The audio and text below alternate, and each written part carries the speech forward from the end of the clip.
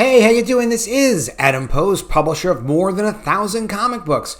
Today we're talking about how Disney feels it needs to destroy Captain America. You can't have people liking, loving, identifying with Captain America unless it's in a way that Disney likes. They just aren't entitled to appreciate the character they spend money supporting, seeing in movies, on streaming services, and in merchandise. Today we're going to cover an article from a really great website called thatparkplace.com. Covers a lot of Disney Marvel things, and he's the one that's got the leak from Disney saying, is Marvel bringing Chris Evans back for Captain America to disown MAGA, Trump's Make America Great Again movement? Let's get into the article. Before we do, be sure to subscribe to the channel, click the bell for notifications, and give me a thumbs up when you like it. It's a huge help. Several months ago, a source shared with the author that Marvel was potentially looking to do a new Captain America show or movie that would see both Anthony Mackie and Chris Evans somehow sharing the Captain America mantle together. The source is rock solid, but the alleged leak was politically charged. As a general rule, the author tries to stay away from explicitly political stuff because ultimately it just makes everybody upset. And it does. Still, the author was told that the reason for bringing back Chris Evans as Steve Rogers potentially was because some at Marvel were concerned that Captain America was being used by conservatives and Make America Great Again types as a pro-nationalist superhero icon. In other words, a pro-nation, pro-America superhero icon, which, I mean, it's Captain America, right? I mean, he's been doing that for a couple decades now. Reportedly, Kevin Feige was open to doing a project in which both versions of Captain America would come together somehow and repudiate the perceived negative aspects of America, while still finding a cause to believe in. And what do you think that cause would be? I can't even imagine what they'll come up with next. If you have an idea, put it in the comments below. Would love to see it. The leaders of the MCU reportedly disliked that they did not address the issue before Chris Evans retired from the character. And they felt that having an African-American version, Anthony Mackie, of the character bear such a burden alone was unfair. I guess, maybe the idea too is that if Anthony Mackie is all of a sudden trash-talking 50 million people, 100 million people, whatever, that it might reflect badly on Anthony Mackie's version of the character. Maybe. The author sat on the rumor because he couldn't corroborate it at all.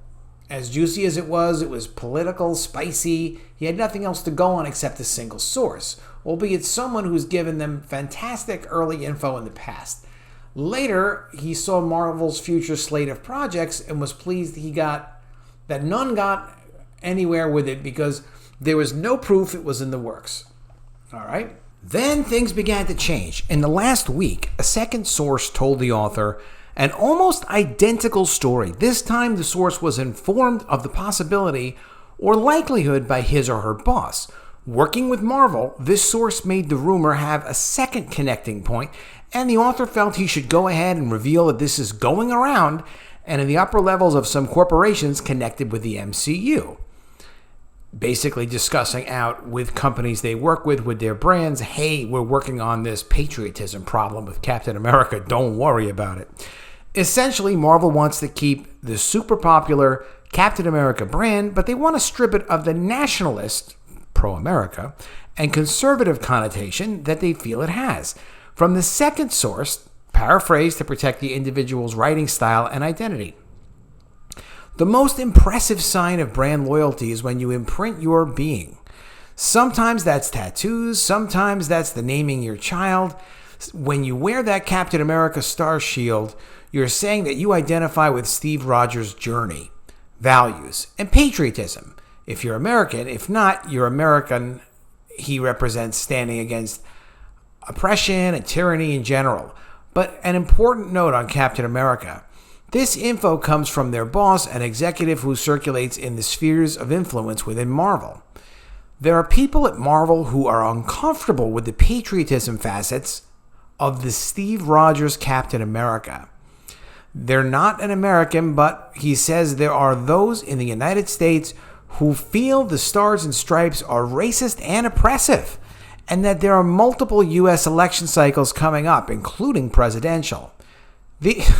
So they want to affect the presidential election. Okay. Nothing wrong with that, right? These MCU gatekeepers fear that Captain America is being stolen by conservatives. Their boss says Burbank hates Captain America. He says they totally lose it when they see people wearing Captain America star shirts on television at Trump events. As if them wearing the shirt with the star on it, that doesn't necessarily relate to anything to do with the Trump event. Their regret is not bringing Steve Rogers back in order to have him realize all the problems facing America. So basically you have Steve Rogers' character come back and try to disgrace Captain America as much as possible so no one wants to be associated with it. Did these guys think at all about making money ever? Is money ever a consideration? I mean, at pricing at the theme parks, that seems to be a big consideration. Pricing for Disney Plus and pricing for Hulu, money seems to be a consideration. But when it comes to making the content, it almost seems like, we're not that interested. All right, well, their regret is not bringing Steve Rogers back. So what they want to do is do it with the Falcon version of Captain America in a movie. And their boss says, watch out for Chris Evans to cameo playing Old Man Cap. Anyway, you can tell basically that Americans and Canadians love Steve Rogers and his whole arc. Right now, he's money in the bank, which keeps him on big and small screens. But from what their boss says, they're going to mess him up. They need to. They need to, because it's never about money with these guys. You have Kevin Feige just bought a $52 million mansion. He doesn't have any needs for money. Bob Chapek doesn't have any needs for money. Bob Chapek is just trying to keep control of Disney. Disney is having less results than expected with its Disney Plus and with their film and TV projects. And so they're hiking up all their prices at the theme parks and streaming services and covering some lost revenue that way. But they need to focus on making money. They really do, because they have an activist investor, Dan Loeb, right behind them. We did a video on that yesterday, questioning their business and what they're doing. Not even woke stuff yet, just questioning how they're structured and what they're trying to do and what they're focused on. Coming from a third source, apparently Chris Evans is happy to work on such a project, and he hates the portrayal of Captain America as an America First superhero. According to the third source that he spoke with earlier this week, Chris Evans has been in negotiations to return to the MCU. Why not? Allegedly, the contractual negotiations, which may or may not be complete already, have Evans returning to play Captain America in Secret Wars, semi-confirmed by GFR, as well as secondary material leading up to Secret Wars that may include a new Disney Plus show. The original Secret Wars in the 1980s was really exciting. It was the first major crossover event ever. And characters were starting to introduce the Secret Wars storyline and continuity in their individual comic series.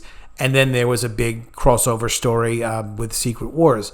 It was exciting. So, the lead up to Secret Wars could be great if they were focused on making it great. But this is the kind of focus that, they're not. Tell me what you think of this in the comments below. It's actually hard to make good content. I've done that. I've made great content. I've made not so great content. I've made content that, I want to go back and do differently next time. But it's hard work to do good stuff and to give it your best. And it's like they're not focused on that whatsoever. Now, with the secondary material leading up to Secret Wars, that may include a new Disney Plus show. And the author is told that this indeed is where Feige intends to try to bridge the divide between right and left by having Evans' Captain America join forces with Anthony Mackie and his Captain America to identify what makes America good and what needs to be recognized as flawed. Okay. The specific target, although likely not directly specified in the story, former President Donald Trump and America First policies.